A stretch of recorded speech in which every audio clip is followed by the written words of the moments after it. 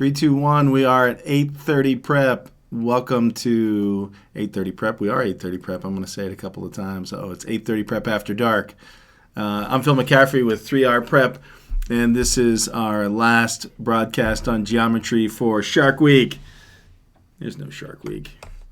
So stay tuned. In 2 weeks, we're going to do Tiger King, or otherwise known as Grammar King. I'm going to try to do it with my partner David Cerniglia.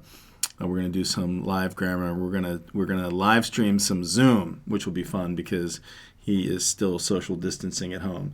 Today is the last day on geometry, and I went through and made a new worksheet that wasn't part of the one that I've posted, so I'll have to make a worksheet out of it and post it, which I will do. And we're talking about three-dimensional solids and what I call MFers, or multiple figures. And most students hate them, and that's why I call them MFers. This is the SAT formula sheet. The SAT does have a formula sheet, or this is a piece of the SAT formula sheet.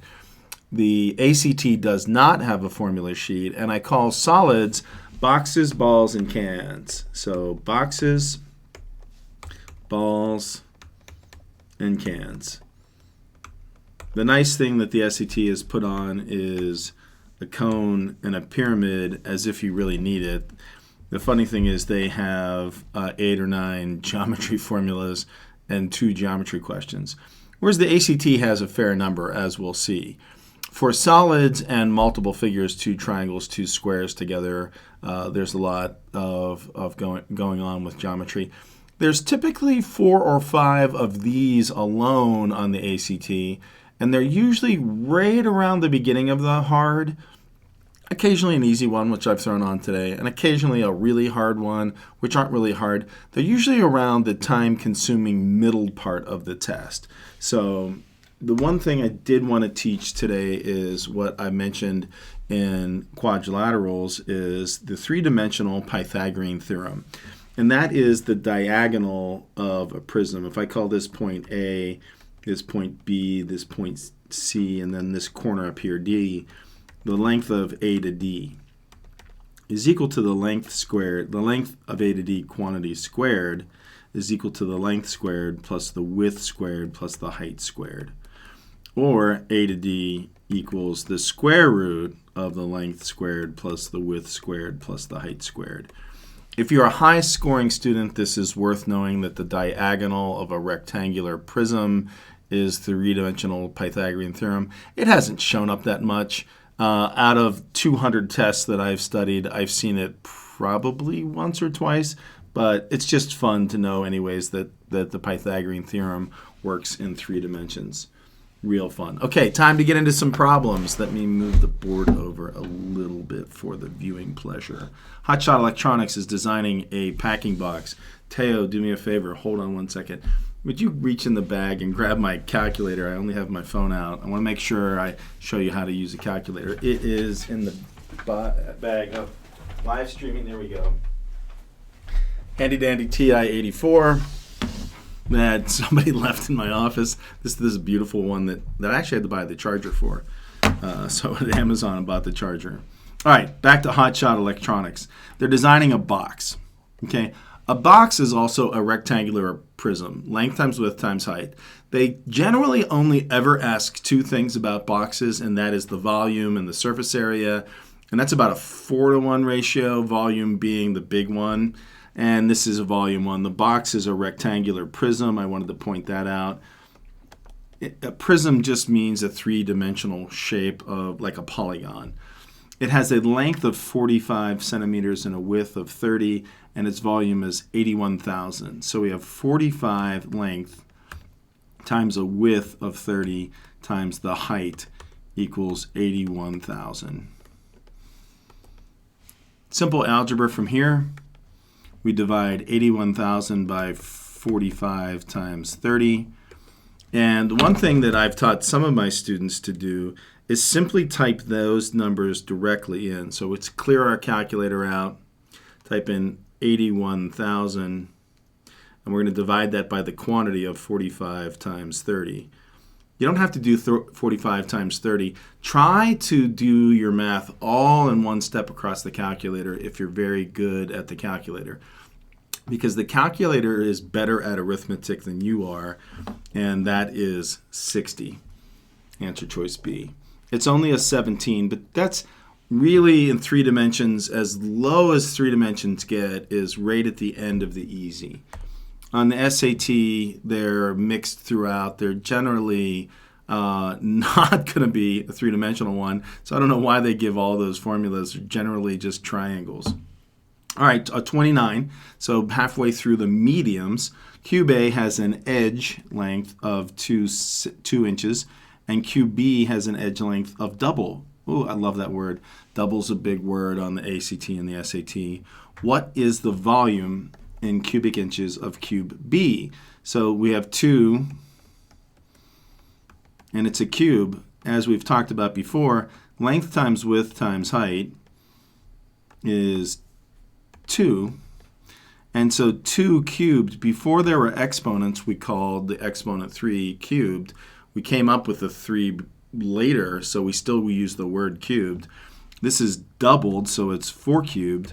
This would be a great thing to know. Let's do 4 times 4 times 4, and that's 64. That makes a lot of sense. Don't do double 8. 2 cubed is 8. Notice that 2 times 8 is 6. I was going to write 26. 2 times 8 is 16. 2 times 8 is equal to 16. I wanted to point that problem out, that answer choice out. A right circular cylinder is shown in the figure below with dimensions given in centimeters. What is the total surface area, a very rare surface area of a cylinder, in square centimeters? They give this one, it's pi r squared h plus 2 pi rh, because it's like the label of a can, which if you peeled off the label of a can would be a rectangle, length times width.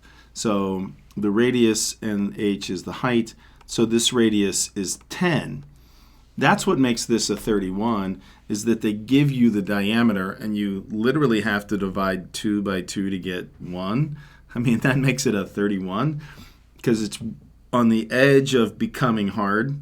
So let's do 2 pi r squared, which is 10, plus 2 pi 10 times the height, 20. Let's type this all into our calculator. Now notice one nice thing about the ACT and the SAT. What they do is they include pi in the answer choices. So we can just pull this pi out and we get 2 times 100 plus 2 times 10 times 20. And that, 100 is 10 squared. That we can type right into our calculator, and we do 2 times 100 plus 2 times 10 times 20. If you put the plus sign right in the middle, the calculator will do the PEMDAS, and they'll enter it, and this comes out to be 600 pi. All this one asked was divide the diameter into a radius to figure it out. If we put the diameter of 20 in, will we get 1600? Let's do that. Let's put in 20 squared and 20 over here. So let's do 2 times 400 plus 2 times 400. Well, that's pretty easy. That's going to be 1600. So I could actually do that with math in my head. So right here, we notice that if you use the diameter, you get the wrong answer. I've been really enjoying this week of figuring out how they come up with the wrong answers. I don't typically do that. I just typically teach how to do it correctly. What's the correct way to do things versus the incorrect way. But notice this one here is if you use the diameter given, it's one of the answer choices. So be careful with your calculator. Write an equation. All right, surface area of a cube. I picked this one out on purpose. Notice how nice these are. These are off the official practice test. As I've said this week, if you've watched, I steal these off of the ACT. These ones were actually uploaded by the ACT on the internet and then downloaded by 50 million people. So I don't think that I'm really breaking any copyright rules by using something that's been downloaded 50 million times.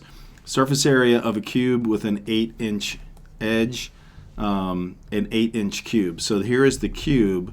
The surface area is like a box with wrapping paper.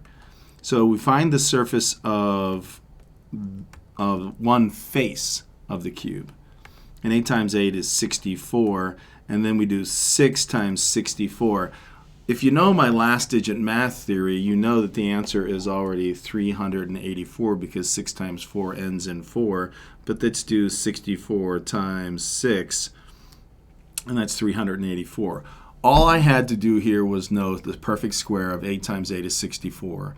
And then I had to know that 6 times 4 is 24 and ends in 4. I don't know why the ACT is so friendly that they only give one answer that ends in 4. This is really interesting to me that they do this quite often. It's really fascinating. Things that fascinate an SAT teacher. Hey, I did everybody know that Governor Wolf canceled school for the rest of the year, so you're all home. So let's expand 8:30 prep. Tell your friends because something. What's that? If you're in PA. If you're in PA, anybody not in PA? Anybody from outside of PA? Everybody's in PA that's watching. Anybody? They're watching. They're not going to read the chat. That's true. They're going to hear you. You don't need to type it in the chat. They're watching it live. Having a great day. Everybody from not PA. Everybody from not PA. Everybody from not PA. That's good grammar there. Really good grammar. I'm going to teach grammar in 2 weeks with my partner, the Tiger King. So somebody make me a meme of Grammar King with that stupid dude off in Netflix. Please, somebody. I will give you a Starbucks gift card, I promise. All right, a number 50. Why is this a number 50? Because it's so damn long. That's why it's a number 50. Let's read it. You can find the volume of an irregularly shaped solid object by completely submerging it in water, calculating the volume of the water the object displaces. Everybody knows this. This is a classic elementary school science project. You could completely submerge a solid object in a rectangular tank that has a base of 40 by 30 and fill it to a depth of 20. The object sinks to the bottom and the water level goes up 0.25. This problem has been written twice. Nobody's answered my everybody from not PA. This question has been asked twice on the standardized practice test from the ACT. So they're telling you we like this problem, and all it is length times width times height. And the height of the object is 0.25. So this is 40 times 3 times 1/4. I love to write problems out this way and then do it. 1/4 of 40 is 10, and 10 times 30 is 300. I really can do that faster than you could pick up your calculator and turn it on. The answer is 300. All right, we have a box. Boxes, balls, and cans. Not too many balls. They really don't work with spheres too much, but they love circles and multiple figures, as we're about to see. The formula for the surface area of a rectangular solid is shown below, which is 2 times the length width, plus 2 times the length height, plus 2 times the height width. I did that pretty good. Where L represents the length, width, and height, doubling the dimensions. Double, big word in the ACT and SAT word. We're going to double the dimensions of the surface area will be multiplied by what factor? This really is not a solid problem. This is knowing how to write a formula problem. What factor are you going to double a cube by if you double its side? This is a fun thing to do if you're a geometry teacher. No, it's actually not that fun. It was fun for me to do with my students. They didn't have any fun. It's 2 lengths times 2 widths times 2 heights. The volume goes up by a factor of 8. Wrong answer. So this is 2 times 2 lengths times 2 widths plus 2 times everything else. What it goes up by is you double each of the dimensions. So the surface area goes up by 2 times 2, or by 4, not 8. The volume, if you double it, increases by 8. And that's as if you doubled a box and put them all together, you would have 8 of the boxes. Interesting. Now we're going to move on to MFers, or multiple figures. Students hate putting together 2 geometric figures. The figure below is composed of a square and an equilateral triangle, and the length of CD is 6. What is the perimeter? An equilateral triangle has the same sides, so this is 6, 6, 6. It is a 666. Ooh, is that? Did you laugh at 666? It's 666. This is actually, I'm surprised 36 isn't one of the answer choices here. It's just 5 times 6, 30. But it is a number 5. So they do intend you to get the first 5 or 6 correct and make you feel good. Hi, Gavin. My wife says, hi, Gavin. Are you on? He's going to tutor with me this weekend, I think. Those of you who are my students, I think I might go to a Monday through Thursday schedule because tutoring is going to die, and take 3-day weekends, and then work on my project with my wife, which is remodel our little house. In the square ABCD shown below, D is the midpoint. Love this question. Of CE. What is which of the following is the ratio of the area of triangle ADE to triangle ADB? So ADB and ADE. Let's do that in green. ADE is over here. So if this is the midpoint, a really good thing to do here, even though it's a 16, is just put in your own numbers. And a good number to put in to divide in half is either 2 or 4, 8, something that divides evenly. Let's pick 4. So this is 4, and the side is 4. So 1/2 of 4 times 4 is 8. So this, let's do that in blue. This one is 8. And then let's go back to green. If this is 4, this is the midpoint, this is 2. And 1/2 of 2 times 4. Let's write it out. Phil's rules, write a formula. 1/2 base times height.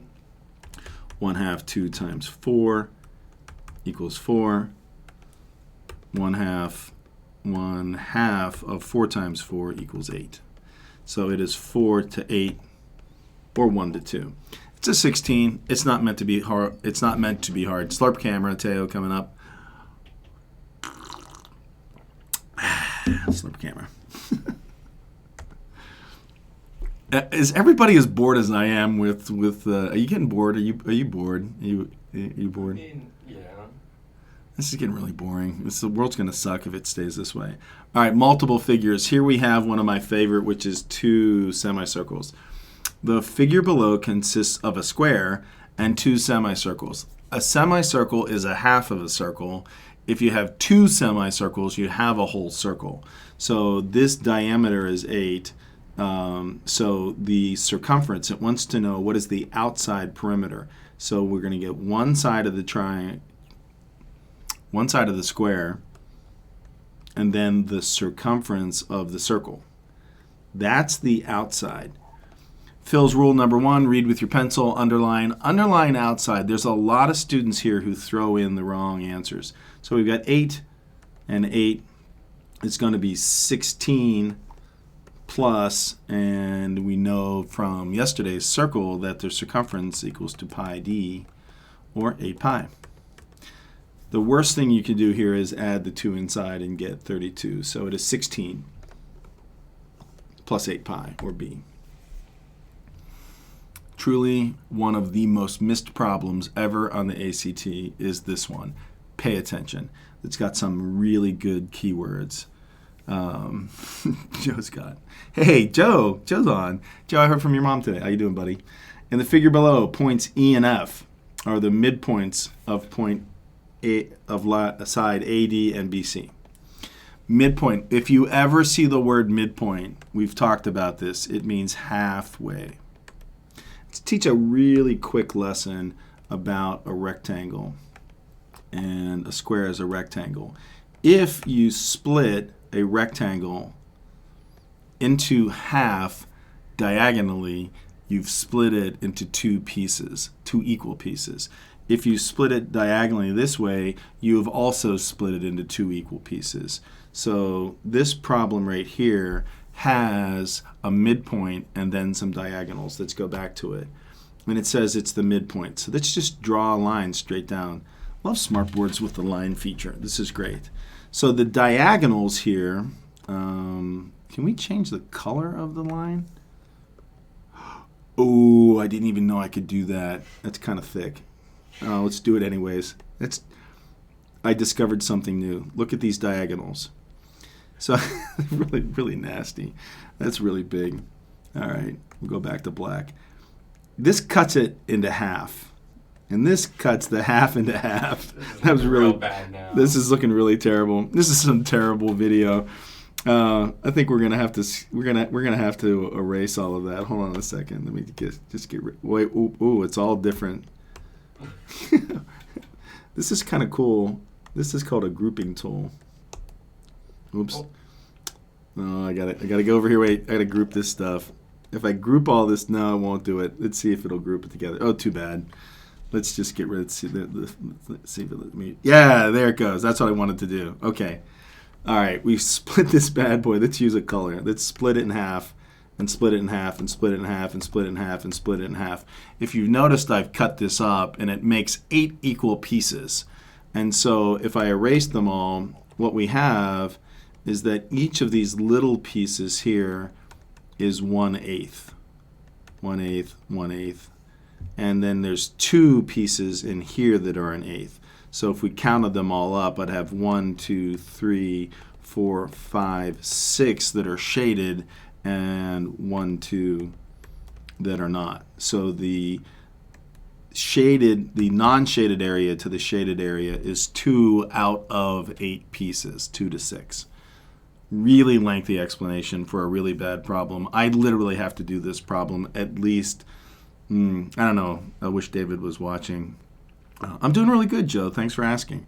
We're going to do some more tutoring. I'm sorry. I'm really sorry, junior class, that school is canceled and your testing is canceled, but I hope your college isn't canceled in the fall. But the answer, 2 to 6, reduces to 1 to 3. Ratios are like fractions. They reduce. The answer is 1 part to 3 parts. Oh, look at that beautiful drawing. All right, the last problem of the night. We're ending at perfect time.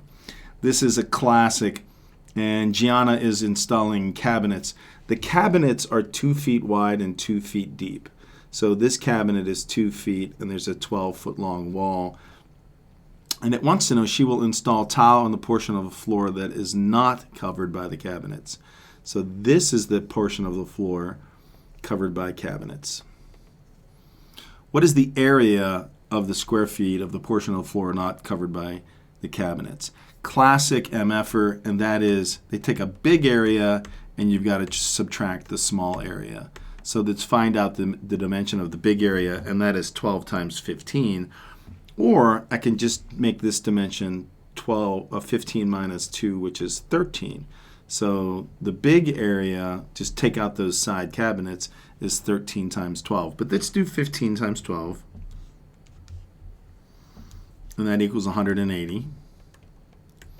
And let's do 13 times 12. And that's 156.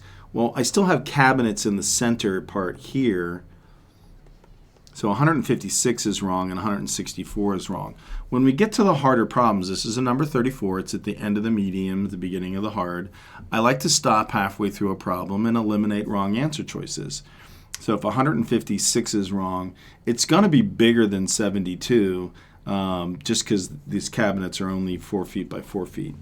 And she says she's going to install 4 cabinets. So this is 4 cabinets. And they're 2 feet by 2 feet by 2 feet by 2 feet, 2 feet wide and 2 feet deep. They're 3 feet tall. A lot of students throw in this 3 feet. I wonder if that's one of the wrong answer choices. So the area here, this small area, is going to be 2 times 24 plus 16, 4 times 4. So 156 minus 16 equals 140. That's the answer here. This is the end of Shark Week, geometry, multiple figures and solids, box of balls and cans. Oh, my wife actually thinks I'm funny. MFers are the funny. They're MFers. This is an MFer. It's a multiple figure. So I'm Phil McCaffrey. This is 8:30 Prep. I'll see you Monday. Have a happy Easter.